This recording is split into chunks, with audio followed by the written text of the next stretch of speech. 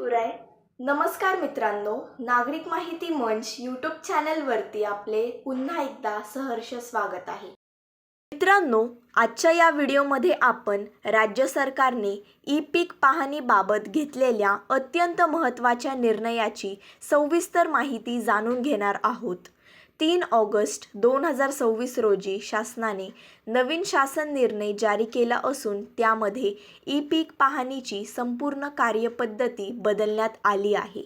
आता ई-पीक पाहणी कोण करणार, सहाय्यकांची नियुक्ती कशी होणार, त्यांना किती मानधन मिळणार आणि सर्वात महत्त्वाचे म्हणजे शेतकऱ्यांना आता काय करावे लागणार आहे, या सर्व प्रश्नांची उत्तरे आपण आजच्या व्हिडिओमध्ये सोप्या भाषेत समजून घेणार आहोत. त्यामुळे हा व्हिडिओ शेवटपर्यंत नक्की पहा. मित्रांनो, केंद्र शासनाच्या ॲग्रिस्टॅक योजनेअंतर्गत डिजिटल शेती व्यवस्थापनावर भर दिला जात आहे. याचाच एक भाग म्हणून सेंट्रल डिजिटल क्रॉप सर्व्हे म्हणजेच DCS-MH प्रणालीच्या माध्यमातून राज्यातील 100% ई-पीक पाहणी केली जाणार आहे. यासाठी शासनाने नवीन कार्यपद्धती निश्चित केली आहे. आता सर्वात महत्त्वाचा प्रश्न म्हणजे शेतकऱ्यांना स्वतः मोबाईलवरून ई-पीक पाहणी करावी लागणार का? याचे उत्तर आहे नाही. नवीन शासन निर्णयानुसार शेतकऱ्यांना स्वतः पीक पाहणी करण्याची गरज राहणार नाही. शासनाकडून नियुक्त केलेले सहाय्यक प्रत्येक शेतात जाऊन पिकांची नोंद करतील. त्यामुळे शेतकऱ्यांचा वेळ वाचणार असून त्यांना तांत्रिक अडचणींचाही सामना करावा लागणार नाही. मित्रांनो, या प्रक्रियेमध्ये ऑनर्स प्लॉट हा नवीन शब्द वापरण्यात आला आहे. अनेकांना याचा अर्थ माहीत नाहीये. चला तर आपण एका उदाहरणासह समजून घेऊया. समजा एखाद्या शेतकऱ्याकडे एकाच गटात 2 एकर जमीन आहे. त्यापैकी त्यांनी एका भागामध्ये तूर डाळ लावली असेल, दुसऱ्या भागामध्ये मूग डाळ आणि तिसऱ्यामध्ये सोयाबीन. तर प्रत्येक वेगळ्या पिकाचा स्वतंत्र ऑनर्स प्लॉट तयार केला जाईल. म्हणजे ज्या ठिकाणी पिकामध्ये बदल होतो त्या प्रत्येक भागाला स्वतंत्र ऑनर्स प्लॉट म्हणून नोंदवले जाईल. पुढे ई-पीक पाहणी आणि मानधन याचं ऑनर्स प्लॉटच्या आधारावर दिले जाईल. मित्रांनो, सहाय्यकांची सर्वात महत्त्वाची जबाबदारी म्हणजे प्रत्येक ऑनर्स प्लॉटवरती प्रत्यक्ष जाऊन पिकांची नोंद करणे. शासनाच्या नियमांनुसार शेतीच्या बांधापासून 20 मीटरच्या आत जाऊन पिकांची पाहणी करणे आवश्यक राहील. म्हणजेच फक्त रस्त्यावरून किंवा दूर उभे राहून नोंद करता येणार नाही. प्रत्यक्ष शेतात जाऊन पिकांची माहिती मोबाईल ॲपद्वारे भरावी लागेल. आता ई-पीक पाहणी करणाऱ्या सहाय्यकांची नियुक्ती कशी होणार ते पाहूया. प्रत्येक 1000 ते 1500 ऑनर्स प्लॉटसाठी एक सहाय्यक नियुक्त केला जाईल. जर एखाद्या गावामध्ये प्लॉटची संख्या कमी असेल तर 2 गावे एकत्र करून एक सहाय्यक दिला जाईल. पण कोणत्याही परिस्थितीमध्ये एका सहाय्यकाला 1500 पेक्षा जास्त ऑनर्स प्लॉटची जबाबदारी दिली जाणार नाही. प्लॉटची संख्या जास्त असल्यास अतिरिक्त सहाय्यकांची नियुक्ती केली जाईल.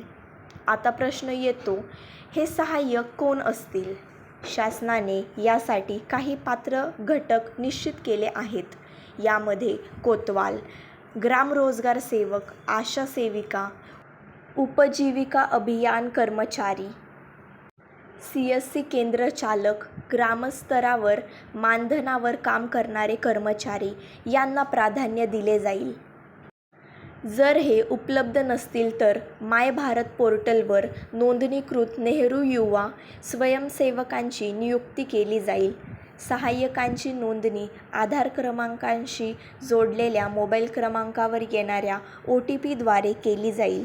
तसेच त्यांनी वापरणारा मोबाईल फोन प्रणालीशी जोडला जाईल. त्यामुळे एकाच अधिकृत मोबाईलवरून लॉग इन करून ते ई-पीक पाहणी करू शकतील.